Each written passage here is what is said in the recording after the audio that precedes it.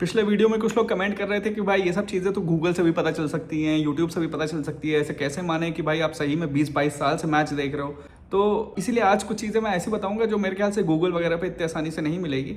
मैंने फुटबॉल देखना चालू किया जब 10 स्पोर्ट्स एक चैनल था इंडिया में आया था।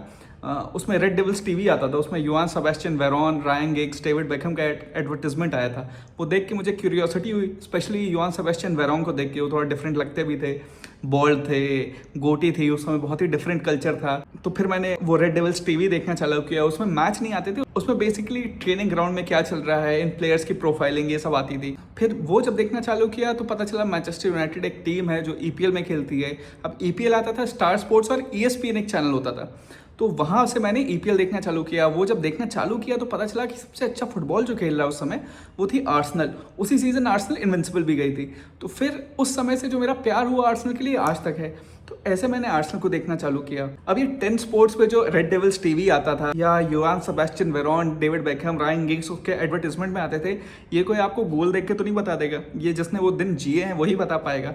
सिमिलरली ईएसपीएन एक चैनल आता था, स्टार स्पोर्ट्स आता था जिसपे प्रीमियर लीग आता था, ये भी कोई ऐसा नहीं बता सकता। साथ ही साथ एक चीज़ और मैं बता सकता हूँ कि जब प्रीमियर लीग उस समय आता था तो एक प्री मैच और पोस्ट मैच शो होता था जो होस्ट करते थे जॉन डाइक्स और पॉल मेसफील्ड, जनरली उनके साथ होते थे। और ये शो वो होस्ट करते थे सिंगापुर से या कोलालंपुर से, जनरली जब वो लोग बताते थे। उसके बाद जॉन डाइक्स को शायद इंग्लैंड से ऑफर आ गया था, वो वहाँ पे जाके ब्रॉडकास्टिंग करने लगे थे, तो वो बंद हो गया था। ये भी कोई ऐसी चीज़ नहीं है जो गूगल वगैरह पे मिले, बट अगर आप ईएसपीएन या स्टार स्पोर्ट्स का कोई पुराना होगा उससे अगर आप लोग कभी बात करेंगे तो इस बात को वैलिडेट करेगा कि ऐसा होता था। अब तो क्योंकि प्री मैच या पोस्ट मैच जो भी शो होता है वो ऐसा कोई इंडिविजुअली एशिया के लिए हम नहीं देखते, वो pre show post show Asia के लिए ही होता था। जब मैंने आर्सेनल को फॉलो किया, मैनचेस्टर यूनाइटेड को देखा, तो पता चला एक चैंपियंस लीग भी होती है। चैंपियंस लीग आती थी रात में। जब वो देखना चालू किया तो पता चला कि भाई उसमें जो सबसे ग्लोरी टीम है, जो सबसे फैंसी टीम है, वो है रियल मैड्रिड। जब रियल मैड्रिड को देखना चालू किया उस समय तो ला लीगा स्टार स्पोर्ट्स पे आता था, उसमें कमेंट्री करते थे जेरी आर्मस्ट्रॉन्ग। अब ये भी जिसने नहीं देखा है वो नहीं बता सकता कि कमेंट्री वो करते थे। फिर जैसे जैसे मैंने देखना चालू किया तो फिर मुझे पता चला जो बेस्ट प्लेयर हैं वर्ल्ड के वो रोनाल्डो, ज़िडान, दोनों रियल मैड्रिड में खेलते हैं। ज़िडान का मैं बहुत बड़ा फ़ैन हुआ और उनको देखने के लिए मैंने यूरो देखना चालू किया। यूरो में आज भी मुझे याद है जो पहला मैच इंग्लैंड और फ्रांस का था उसमें इंग्लैंड जीत रही थी। लास्ट में ऑलमोस्ट 90th मिनट पे एक फ्री किक मिलती है ज़िडान को, वो स्कोर करते हैं। एंड जब वो स्कोर करते हैं तो कमेंटेटर जो बोलता है, मार्टिन टाइलर थे, वो बोलते हैं in the nick of time for France the great man has produced a great moment. ये शायद यूट्यूब पे अगर वो गोल पड़ा होगा मार्टिन टाइलर की कमेंट्री के साथ तो शायद आपको मिल सकता है, उससे आप वैलिडेट कर सकते हैं ये बात सही है कि नहीं। और अगर मैं आप लोग को बताऊं तो जब ज़िडान को, रियल मैड्रिड को मैंने देखना चालू किया तो फिर मुझे पता चला कि उस समय बार्सिलोना के मैचेस नहीं आते थे, रियल मैड्रिड के ही आते थे, क्योंकि बार्सिलोना थोड़ा उतने अच्छे फॉर्म में नहीं चल रही थी। जो टाइटल मेन जो रियल मैड्रिड के राइवल्स थे वो मुझे लगता था वेलेंसिया और डेपोर्टिवो ला कोरुनिया हैं, क्योंकि वो लोग ज़्यादा अच्छा कंपीट करते थे। फिर लेकिन रोनाल्डिनो जाते हैं बार्सिलोना और फिर जब वो पूरी तरह से उन्हें ट्रांसफॉर्म करते हैं तो मैं बार्सिलोना को भी थोड़ा बहुत देखना चालू करता हूँ। और रोनाल्डिनो का जो उस समय का गेम प्ले होता है वैसा उसके बाद मैंने किसी को नहीं देखा, क्योंकि वो सिंगल हैंडेडली उस क्लब को ट्रांसफॉर्म कर देते हैं। अब ये भी ऐसी चीज़ें हैं जो जिसने देखी है वही कह सकता है, जिसने नहीं देखी वो गूगल से या बिना देखे ये सब बातें नहीं बता सकता है। जैसे मैंने अपने प्रोफाइल में लिखा है कि फुटबॉल के अलावा भी मैंने काफ़ी चीज़ें देखी थी। तो जैसे F1 था, लोगों को माइकल शूमाकर तो पता है, लेकिन उस समय जब मैं देखता था तो उसमें राल्फ शूमाकर, उनके भाई भी रेस करते थे, युआन कार्लोस मोंटोया थे, किमी राइकोनेन थे, फर्नांडो अलोंसो तब से चले आ रहे हैं, वो रेनो के लिए रेस करते थे। और डेविड कुल्थार्ड इंग्लैंड के थे तो उन पर काफ़ी फोकस रहता था। मतलब F1 में भी आजकल लोग जो चार्ल्स लेक्लर्क, लुइस हैमिल्टन या मैक्स वर्स्टापन को फॉलो कर रहे हैं, तो भाई हम उससे थोड़ा 20 साल पहले से जो लोग हैं उनको भी फॉलो करते हुए आ रहे हैं। तो F1 भी इसलिए इतना पता है। टेनिस में अगर आप पूछें तो टेनिस में आजकल लोग जैसे अल्कराज सिनर है, उससे पहले वालों ने शायद फेडरर, जोकोविच, नडाल को देखा है। हमने तब से देखना चालू किया जब गोरान इवानिसेविच विंबलडन जीते थे।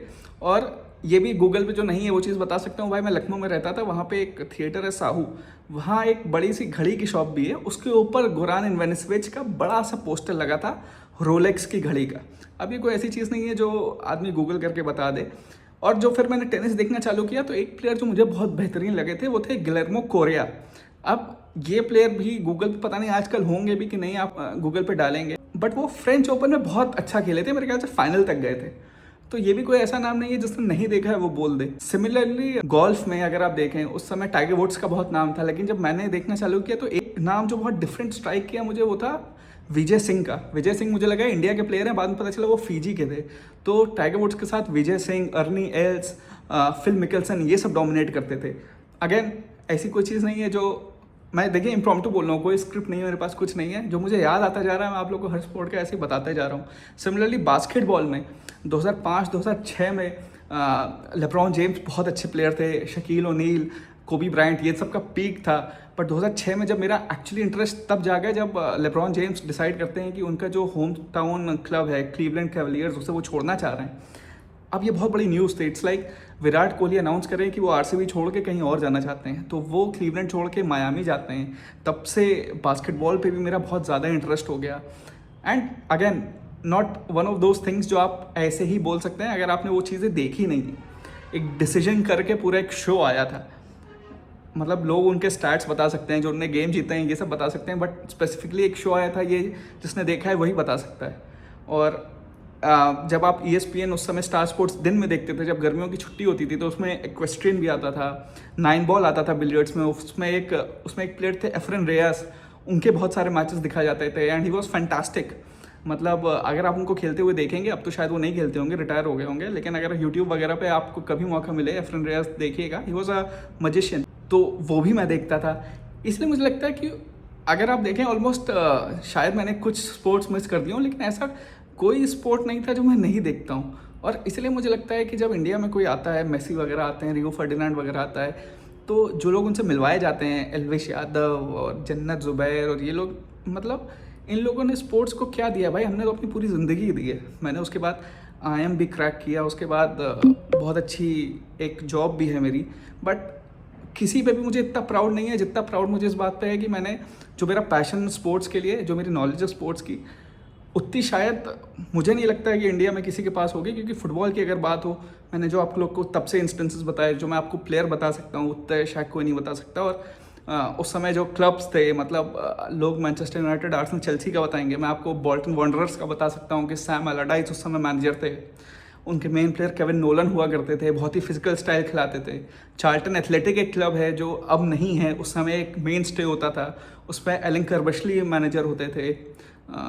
न्यूकासल के मैनेजर उस समय केविन कीगन थे शायद, एलन शेरर खेला करते थे। तो ये सब चीज़ें जिसने देखी हैं वही बता सकता है। अब हमने इतना टाइम दिया है, और सिर्फ ये सारे मैचेस नहीं, ये सारे प्लेयर्स नहीं, जो फुटबॉल में मेन राइटर्स हैं, जैसे सिड लो है, बार्ने रॉनी है, गियम बैलेगे हैं, हेनरी विंटर हैं, इन सब को लगातार 20 साल से पढ़ते हुए आना। कुछ टेलीग्राफ पे हैं, कुछ डेली मेल पे लिखते हैं, कुछ गार्जियन पे लिखते हैं। टेलीग्राफ अब पेड हो गया है, पहले फ्री था, कुछ भी पढ़ सकता था इंसान। तो ये सब चीज़ें फिर अगेन जो गूगल पे नहीं मिलेंगी, जो क्योंकि फॉलो किया है, क्योंकि इतना देखा है, इसलिए बता रहे हैं। तो आगे से इसलिए मुझे लगता है कि भाई अगर आप लोग सपोर्ट करेंगे तो कुछ, जैसे अभी भी जो कंटेंट क्रिएटर्स को मैं देखता हूँ कि भाई नॉर्मल रोनाल्डो मेसी यही लिमिटेड नॉलेज के साथ कितना लोग उन्हें फॉलो कर रहे हैं, कितना प्यार दे रहे हैं, जबकि no hate to anyone, but these are low hanging fruits कि भाई जो एकदम बेसिक चीज़ है। तो यहाँ शायद मैं आप लोग के साथ थोड़ा और शेयर कर सकता हूँ, मैं आप लोग को वो पर्सपेक्टिव दे पाऊंगा, क्योंकि मैंने different eras of football actually आंखों से देखा है। ये नहीं कि सिर्फ पढ़ा है, ये नहीं कि सिर्फ यूट्यूब पे देखा है, ये नहीं कि सिर्फ रील्स पे देखा है। एक्चुअली क्या हुआ था, मतलब एक स्पोर्ट्स सेंटर टीवी पे आता था 7:30 पे, ESPN पे शो होस्ट होते थे, वहाँ पे माइकल डॉसन या ऐसे कोई डॉसन नाम के आदमी होस्ट करते थे। NDTV पे सुबह 7:30 बजे स्पोर्ट्स का आता था, उसमें मैं उठ के देखता था कि चैंपियंस लीग में रात में कौन से रिजल्ट्स आए। तो ये सब चीज़ें जिसने देखी हैं वही बता सकता है, ये सब वो चीज़ें नहीं है जो गूगल से पता चल जाए। तो मेरे ख्याल से जिन लोगों को ये डाउट है कि हो सकता है मैं गूगल से देख के बता रहा हूँ, तो वो दूर हो जाएगा। दूसरा, अगर आप लोग को इतना सब सुन के ये लगा हो कि भाई ये आदमी डिजर्व करता है, तो please do follow and please थोड़ा बहुत रीच बढ़ाने की कोशिश करिए, शेयर भी करिए अगर आप लोग को लगता है कि भाई, इसलिए शायद कभी कभी मेरा रैंट हो जाता है, कभी कभी हो जाता है, क्योंकि मुझे लगता है कि भाई जितना मैंने देखा है, जितना मैं शेयर कर सकता हूँ, उतना कोई और नहीं कर सकता। और लोग कमेंट में आके किसी का नाम लिख देते हैं कि भाई इसके बहुत नॉलेज है, तुम्हारे कुछ नहीं है। तो मुझे लगता है कि भाई नहीं हो सकती किसी की, क्योंकि अगर आप डिबेट भी करवा लें, जो रैंडम चीज़ें एकदम से बोलने को किसी को कहें किसी भी एरा के बारे में, तो जितना मैं बता पाऊँगा उतना शायद ही कोई बता पाए। एटलीस्ट इंडिया में कोई कंटेंट तो वैसा नहीं बना रहा है जो उतने पहले से बना रहा हो। हाँ, लोग हो सकते हैं जिनने उस समय से देखना चालू किया और सारे स्पोर्ट्स फॉलो करते हैं, बट एटलीस्ट वो लोग कंटेंट नहीं बना रहे हैं। तो जितने लोग कंटेंट बना रहे हैं उतने में तो कोई ऐसा नहीं है जिसे आप कह सकें कि भाई उसे आपसे ज़्यादा ये खबर है या ऐसा है। इसलिए please do like and follow if you want.